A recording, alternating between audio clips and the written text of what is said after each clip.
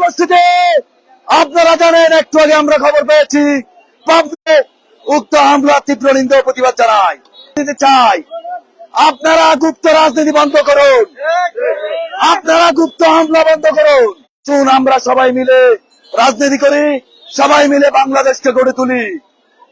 কিন্তু তারা এই আহ্বানে সাড়া না দিয়ে ঠিক অতীতের ন্যায়, অতীতে যেরকম আওয়ামী লীগের ছায়াতলে থেকে তারা রাজনীতি করেছে, ঠিক একইভাবে এখনো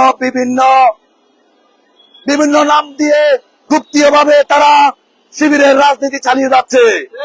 আমরা বলতে চাই, আপনাদের এই রাজনীতি দেশের গণতন্ত্রের সাথে সাংঘর্ষিক। উপস্থিতি, আমরা বলতে চাই, আপনারা এখনো সময় আছে, নিজেদেরকে শুধরে ফেলুন, না হয় এর পরিণাম ভালো হবে না।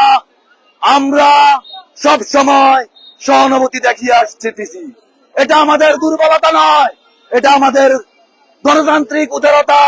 আমাদের নেতা তারেক রহমান বলেছে, আইন সবার জন্য সমান, সরকার দল আর বিরোধী দল বলতে কিছু নেই। কিন্তু আপনারা এমন নাজেহাল অবস্থা শুরু করে দিয়েছেন, এমন তালবাহানা শুরু করে দিয়েছেন, মনে হচ্ছে এটা আপনাদের বাপ দাদার পাকিস্তান, বাংলাদেশ নয়। আমরা বলতে চাই, আপনাদের কাছে যদি বাংলাদেশের রাজনীতি, বাংলাদেশের মানুষের কালচার, বাংলাদেশের গণতান্ত্রিক ধারাবাহিকতা যদি ভালো না লাগে, আপনারা আপনাদের দাদার বাড়ি পাকিস্তান চলে যেতে পারে। আমার সোনার বাংলায় মুক্তদের ঠাঁই নাই। উপস্থিতি, আমরা বারবার বলছি, বহুবার বলছি, এখনো বলছি, আপনারা গুপ্ত রাজনীতি থেকে বেরিয়ে আসুন, প্রকাশ্যে রাজনীতি করুন। প্রকাশ্যে রাজনীতি করা আপনাদের গণতান্ত্রিক অধিকার।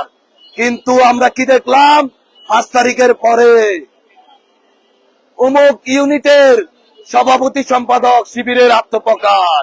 তার মানে এতদিন তারা কি ছিল? এরকম অনেক অনেক উদাহরণ আছে।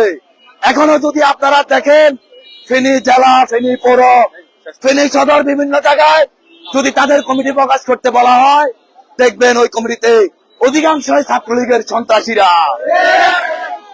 আমি আবারও বলছি, সবকিছুর শেষে আপনারা প্রকাশ্যে রাজনীতিতে পেরিয়ে আসুন। বারবার বলছি, যদি আপনারা আমাদের ভাষা বুঝতে না চান, আপনারা যেই ভাষা বুঝেন সেই ভাষা আমরা ব্যবহার করবো ইনশাল্লাহ। প্রিয় উপস্থিতি, আমরা আজকের এই প্রোগ্রামদের প্রতিষ্ঠা করতে চাই, আগামী দিনে আমাদের কোন সহযোদ্ধার উপর যদি কোন হামলা করা হয়, আমরা আর বসে থাকবো না, আমরা প্রতিহত করব, প্রতিরোধ করে তুলবো, শিবিরকে অবাঞ্ছিত ঘোষণা করবো। এই বলে আমি আমার বক্তব্য শেষ করছি। আল্লাহ হাফেজ। বাংলাদেশ জিন্দাবাদ।